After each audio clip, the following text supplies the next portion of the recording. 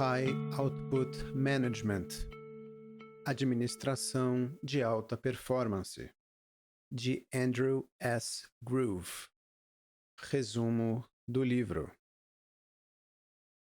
High Output Management, ou Administração de Alta Performance, transformando subordinados e colaboradores em uma equipe altamente produtiva. Sinopse. A habilidade essencial de criar e manter novos negócios, a arte de empreender, pode ser resumida em uma única palavra: gerenciamento. Em High Output Management, Andrew S. Groove, ex-presidente e CEO da Intel, compartilha sua perspectiva sobre como construir e administrar uma empresa. Ele aborda técnicas para criar equipes altamente produtivas, demonstrando métodos de motivação que levam ao desempenho máximo. Nascido das experiências de Groove em uma das principais empresas de tecnologia da América, este livro de gerenciamento é igualmente apropriado para gerentes de vendas, contadores, consultores e professores, bem como CEOs e fundadores de startups. High Output Management é um manual prático para navegar pelos cenários da vida real e um poderoso manifesto de gerenciamento com a capacidade de revolucionar a maneira como trabalhamos. Resumo inicial. Independentemente se você é um gestor, um contador, um professor ou um estudante de administração, este livro lhe ensinará a administrar um negócio ou uma equipe. Andrew Groove, o autor do livro, adapta as inovações que fizeram da Intel uma das empresas mais bem-sucedidas da América e revela a chave para as responsabilidades de um gerente.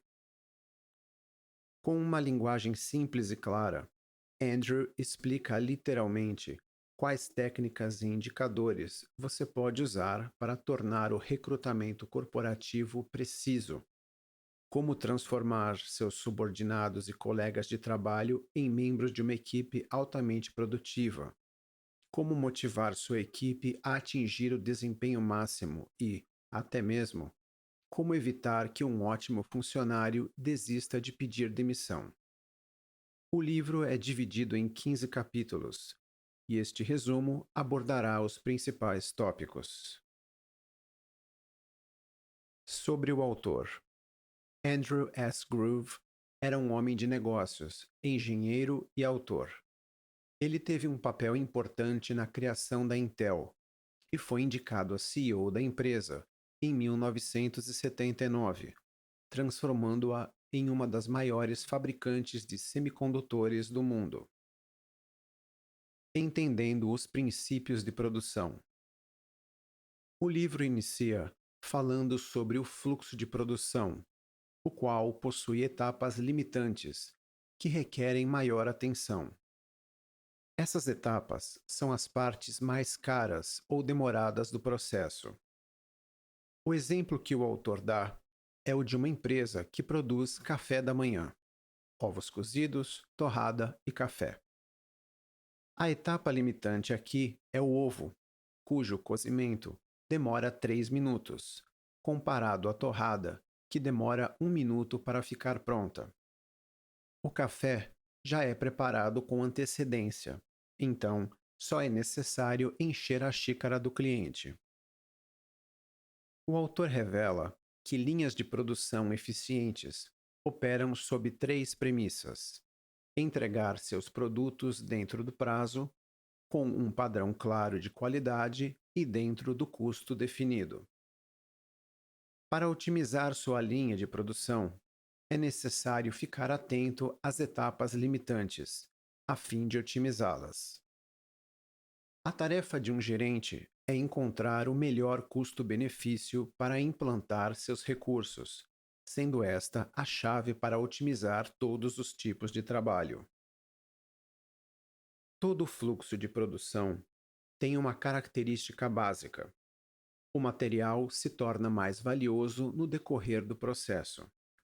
Portanto, é aconselhável que seja detectado e consertado problemas em um fluxo de produção no estágio de menor valor possível. Para isso, é necessário fazer um acompanhamento de todo o processo de produção. Para garantir esse acompanhamento, existem os indicadores. Mesmo um indicador básico é melhor do que não ter nenhum indicador. Bons indicadores mensuram o resultado, a performance de um processo e a quantidade de atividades exercidas. Um gerente deve escolher um indicador para cada objetivo e os analisar individualmente e comparativamente, pois quase sempre um indicador impacta diretamente em outros. Além dos indicadores de acompanhamento, existem também aqueles que podem predizer os resultados e tendências. Os indicadores de inventário de materiais, indicadores de qualidade, indicadores das condições de seus equipamentos, etc. Todos eles medem fatores essenciais para um negócio. Se um gerente os analisar diariamente, terá informações suficientes para corrigir um problema em potencial antes que este se torne um problema real. Se um gerente não mantém um arquivo de indicadores, ele terá que fazer uma enorme pesquisa para juntar as informações que precisa, e quando as conseguir, o problema provavelmente terá piorado. Gerenciamento. Você sabe qual é a performance de um gerente? É a soma da performance de sua organização com a performance das demais organizações ligadas a ele. Em outras palavras, o resultado alcançado por um grupo, tanto sob a supervisão quanto sob sua influência. O trabalho individual de um gerente, por melhor que seja realizado, não constitui sua performance. Um gerente deve prover direção, alocar recursos, detectar erros, entre outras atividades, a fim de ter uma boa performance. Mas atividades e performance não são sinônimos. Atividade é aquilo que nós fazemos e performance é aquilo que alcançamos. Para garantir performance máxima, é preciso que a pessoa conheça seu papel como gerente e mantenha energia e atenção em atividades como coletar e multiplicar informações para a equipe, tomar decisões, ser um exemplo para o time e compilar relatórios com frequência. Relatórios de gestão são importantes para a comunicação, mas são ainda mais importantes para a autodisciplina do gestor. Produzi-los, muitas vezes, é ainda mais importante do que os ler. O autor do livro revela que uma forma muito eficiente de conseguir informação é visitando lugares particulares na empresa e observando o que está acontecendo ali. Muitas vezes, o gerente consegue resolver problemas em menos de 2 minutos e seguir seu caminho. Entretanto, essa técnica é muito pouco utilizada, porque muitos gerentes se sentem desconfortáveis de caminhar por uma área sem uma tarefa específica em mente. Além de juntar informações sobre a empresa, outra atividade importante de um gerente é o alocamento de recursos, seja dinheiro, mão de obra ou seu próprio tempo. Este último é um recurso finito e sua alocação deve ter atenção considerável. Como um gerente lida com o seu tempo é o aspecto mais importante para ser um modelo e líder de equipe. Uma vez que o tempo gerencial tem uma hierarquia de valores, delegar tarefas é um aspecto essencial de gerenciamento. Entretanto, se um gerente delega uma tarefa a outra pessoa e não a acompanha, está abdicando dela, e isso não é aceitável. Mesmo que ele a delegue, ainda continua sendo o responsável por sua realização, e monitorar uma tarefa delegada é a única forma prática de um gerente garantir um resultado. Para delegar de maneira eficiente, é necessário que um gerente tenha informações analisadas constantemente, conhecimento estratégico sobre o negócio e também habilidades de comunicação e liderança. Aprender a dizer não também é algo importante. É melhor falar não para uma tarefa além de sua capacidade de liderar do que descobrir depois que realmente não deu conta, perdendo dinheiro e tempo inutilmente. Falando ainda sobre gerenciamento, o autor revela um número ideal de subordinados que um gerente deve ter. Se ele não tiver o suficiente, sua alavancagem será reduzida. Se tem muitos, ficará atolado, e sua alavancagem também é reduzida. Sendo assim, ter entre 6 a 8 subordinados é o ideal, pois menos de 6 pode causar lentidão na empresa, e mais do que 8 pode gerar confusão na comunicação. Por fim, o autor fala sobre uma praga gerencial, as interrupções. Um gerente deve se esforçar para manter a regularidade e fazer tudo o que puder para evitar pequenas paradas em seus dias. Uma dica do livro é: para impedir que outras pessoas o interrompam, tenha reuniões agendadas regularmente para que problemas e questões possam ser acumulados e processados em lote. Assim, o gerente não precisará parar seu trabalho a todo momento para resolver um problema. Reuniões. Uma reunião é nada menos do que o meio pela qual o trabalho gerencial é realizado. Isso significa que elas não devem ser banidas das empresas, mas sim serem planejadas da forma mais eficiente possível. Segundo o autor, há dois tipos de reuniões: orientadas para o processo, onde conhecimento e informações são compartilhados, e orientadas para a missão, as quais frequentemente produzem uma decisão. As reuniões orientadas para o processo podem ser entre gerente e subordinado, reuniões de equipe ou revisões de operações. Na reunião entre o gerente e um subordinado, o gerente deve ouvir, fazer muitas perguntas para obter a raiz dos problemas e orientar. A frequência desse tipo de reunião depende da experiência do subordinado, assim como a sua duração. Entretanto, para o autor, 90 minutos é um tempo adequado. É interessante realizá-las no local de trabalho do subordinado, onde muito pode ser aprendido. As reuniões de equipe devem ser realizadas apenas para discutir qualquer coisa que afete mais de duas pessoas presentes. Caso contrário, o gerente deve pedir que o assunto seja interrompido e continue mais tarde. Essas reuniões são uma oportunidade para a interação entre os pares.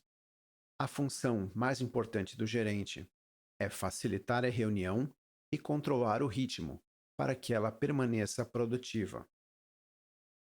Os gerentes devem deixar o trabalho de resolver problemas para os subordinados e ajudar a tomar decisões.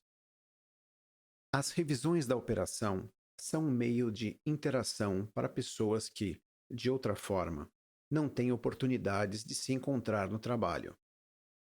O formato deve incluir apresentações formais, nas quais os gerentes descrevem seu trabalho para outros gerentes, que não são seus supervisores, e para colegas de outras partes da empresa. Elas mantêm o ensino e a aprendizagem entre os funcionários de toda a organização. As reuniões orientadas para a missão são designadas para produzir uma performance específica, frequentemente uma decisão. Antes de iniciar uma reunião, o gerente deve verificar se a reunião é necessária, desejável e justificável. Uma reunião para a tomada de decisão é difícil de ser bem-sucedida se mais de 8 pessoas participarem. O organizador deve enviar uma nota que indique claramente o objetivo da reunião, bem como qual o papel que todos devem desempenhar para obter o resultado desejado. A ata da reunião, com as anotações das discussões, decisões tomadas e itens de ação específicos, deve ser enviada o mais rápido possível, antes que os participantes esqueçam o que foi discutido. Por fim, se as pessoas estão gastando mais de 25% do tempo em reuniões orientadas para a missão, isso é um sinal de desorganização. Tomada de decisão. Para tomar decisões acertadas, é importante envolver especialistas no assunto. Nem sempre o gestor ou o CEO de uma empresa deve tomar todas as decisões. Em geral, as decisões devem passar por 3 estágios: discussão livre com os envolvidos, decisão clara com um plano de ação e comunicação do apoio total da gestão. Apoio total não significa necessariamente concordar com tudo, mas sim comunicar que o gerente está de acordo com o plano a ser seguido. O maior entrave para boas decisões é que, nem sempre, as pessoas se posicionam de forma transparente sobre o assunto abordado. Uma reunião apenas com pessoas do mesmo nível gerencial não traz boas decisões, pois elas tendem a buscar um consenso. Se não existe um gestor envolvido, é importante que a decisão final tenha a aprovação do profissional mais sênior do grupo. O autor aborda uma síndrome que afeta muitas empresas, que é a síndrome de grupo de pares. Quando todos na mesa de discussão são iguais na organização, a discussão pode terminar em círculos, porque ninguém quer ir contra o grupo.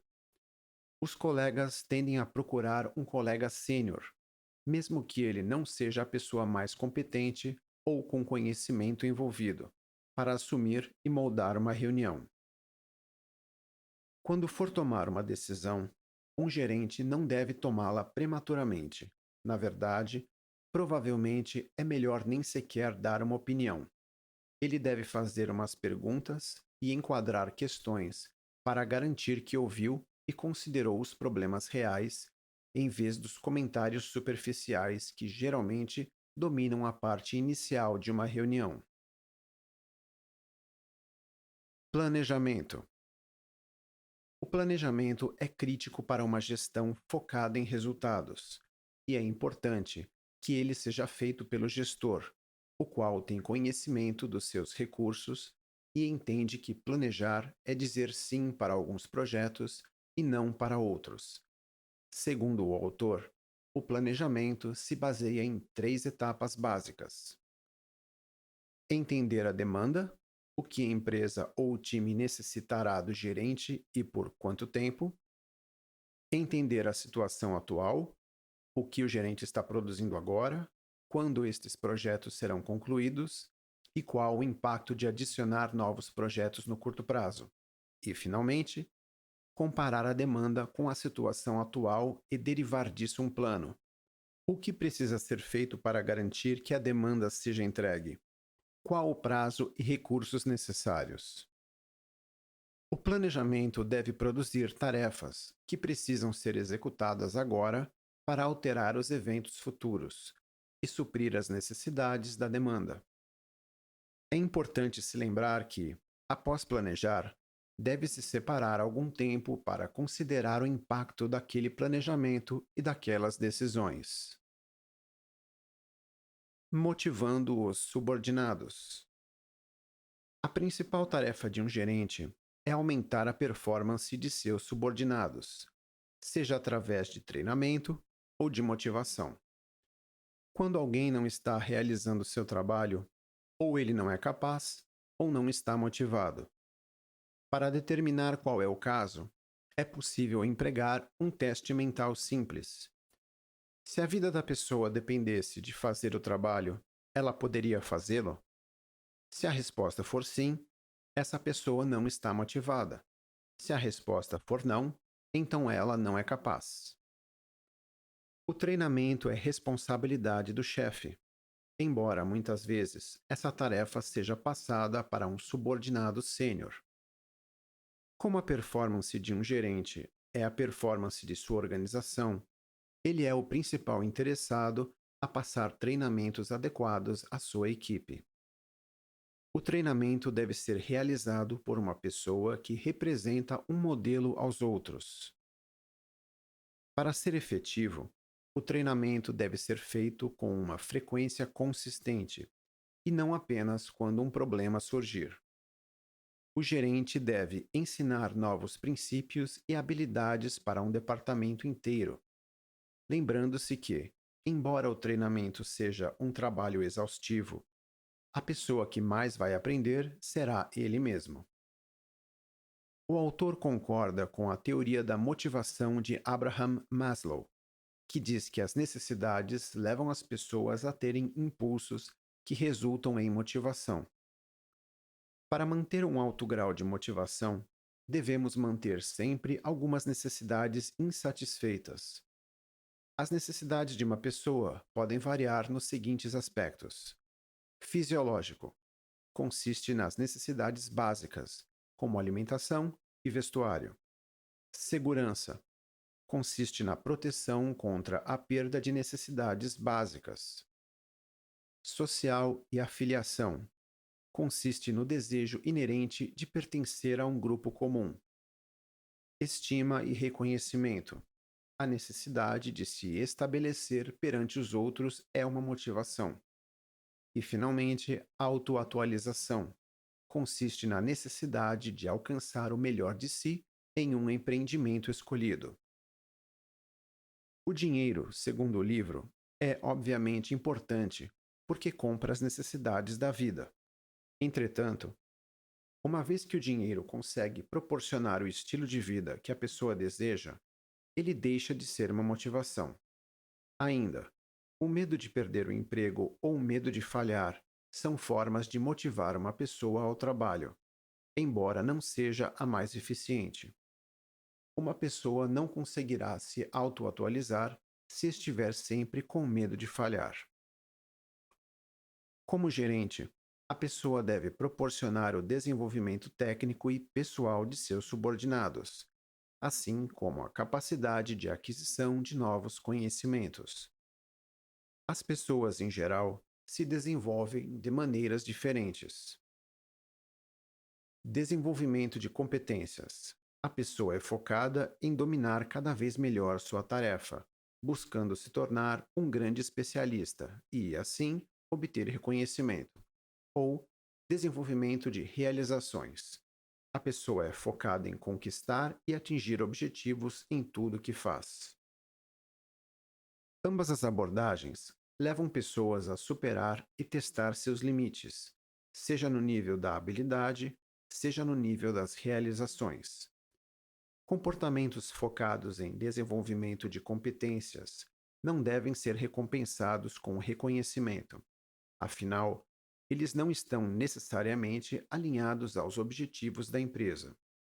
Já o desenvolvimento focado em conquistas e realizações deve ser fomentado em toda a organização. Dominando as avaliações de performance. Um gestor talentoso entende a importância de mensurar a performance de seu time, pois a soma da performance de todos os membros do time é a sua performance. A análise de performance é ferramenta fundamental para oferecer feedback relevante à tarefa executada por um subordinado. Seu objetivo é melhorar a performance do indivíduo de acordo com seu nível de habilidade e também manter sua motivação. As avaliações de performance não são específicas para grandes organizações. Pelo contrário, devem fazer parte de qualquer escritório, governo, organização ou setor de educação. Uma revisão influenciará o desempenho de um subordinado por um longo tempo, o que a torna uma das atividades de maior alavancagem do gerente. O foco das análises é o nível de habilidade do subordinado, para determinar quais habilidades estão faltando e para encontrar maneiras de remediar essa falta.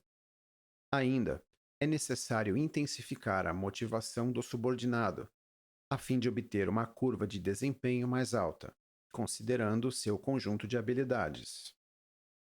Para fazer uma boa avaliação, o supervisor deve especificar em sua mente anteriormente o que ele espera do subordinado e tentar julgar se este trabalha conforme as especificações.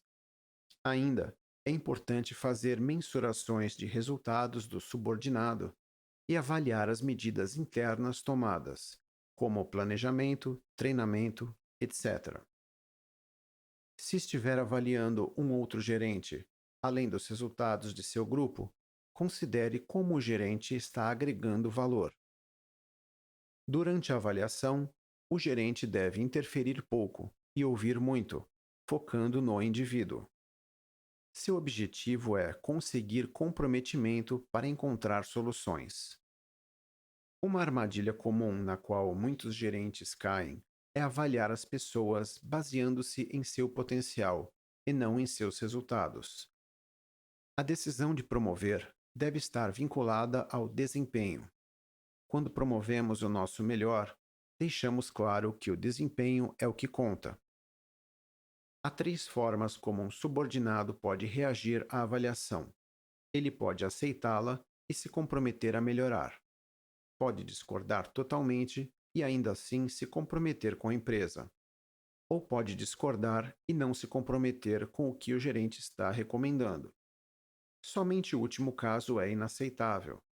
Ninguém é obrigado a concordar com a avaliação, contanto que se comprometa com o trabalho. Entrevistando um candidato. Para contratar, o segredo é desenvolver a habilidade de entrevistar candidatos. Ao entrevistá-los, o gerente deve focar sempre em medir seu conhecimento, sua performance anterior e identificar potenciais discrepâncias culturais com os valores da empresa. É importante deixar que o candidato fale a maior parte do tempo e apenas interromper e mudar de assunto caso a conversa perca o foco. O candidato deve falar 80% da conversa durante a entrevista, e o que ele fala deve ser a principal preocupação do gerente. Pedir a um candidato que lide com uma situação hipotética de soluções de problemas pode ser esclarecedor, assim como pedir a um candidato que faça perguntas sobre a empresa e o trabalho também é uma ótima opção, pois as perguntas do candidato podem dizer muito ao gerente. Evitando que um bom funcionário se demita. Uma situação difícil que um gerente pode enfrentar é quando um profissional muito qualificado pede demissão. Ao lidar com pessoas talentosas que pedem demissão, o gerente deve dar atenção imediata para o assunto assim que souber da notícia, e nunca pedir para conversar sobre isso depois. Quando um funcionário diz que quer sair da empresa, quase sempre é porque sente que não é importante. Assim, quando ele aborda a questão pela primeira vez, se o gerente não lidar com a situação logo na primeira menção, confirmará os sentimentos dele e o resultado será inevitável. Portanto, é importante largar o que está fazendo, sentar-se e perguntar por que ele está desistindo. Ainda, o gerente não deve discutir sobre nada. Depois que ele terminar de analisar suas razões para querer ir embora, aí sim, o gerente pode fazer mais perguntas. Por fim, ele deve voltar ao subordinado com uma solução que atenda às suas reais razões. Vale a pena oferecer transferências de departamento, consultar supervisores e fazer o possível para reter um bom funcionário. Remuneração. Gerenciar a remuneração da equipe é um desafio muito comum para os gestores e é onde muitos erros acontecem. Existem 2 formas clássicas de gestão de salários: uma baseada na experiência do colaborador e outra baseada em seus méritos. As empresas geralmente utilizam um combinado entre ambas, Mas é importante notar que os salários baseados na experiência criam imparcialidade, mas não incentivam o desempenho. Por outro lado, os salários baseados no mérito podem criar um ambiente competitivo controverso. Portanto, um gerente não deve cometer o erro de remunerar ou promover uma pessoa por potencial ou experiência. Os gerentes devem ser responsáveis por providenciar aos subordinados uma avaliação honesta, assim como uma remuneração baseada no mérito. Dessa forma, o resultado se reverterá na própria performance do gerente. Resumo final: o principal foco de um gerente deve ser monitorar a qualidade e a quantidade das entregas de cada departamento. Para ter uma boa performance, não basta que o gerente faça suas próprias tarefas, mas é necessário que toda a equipe sob sua influência tenha uma boa performance também. Um erro muito comum dos gestores é gastar tempo demais em reuniões, ligações e acabar se esquecendo do foco no resultado. O bom gestor sabe exatamente qual o resultado mensurável esperado do seu trabalho e busca sempre melhorá-lo, seja treinando seus subordinados ou motivando-os a aperfeiçoar seu desempenho. Um gerente deve ser um líder e um modelo para seus colaboradores. Portanto, antes de sair treinando seus subordinados, ele deve treinar a si mesmo.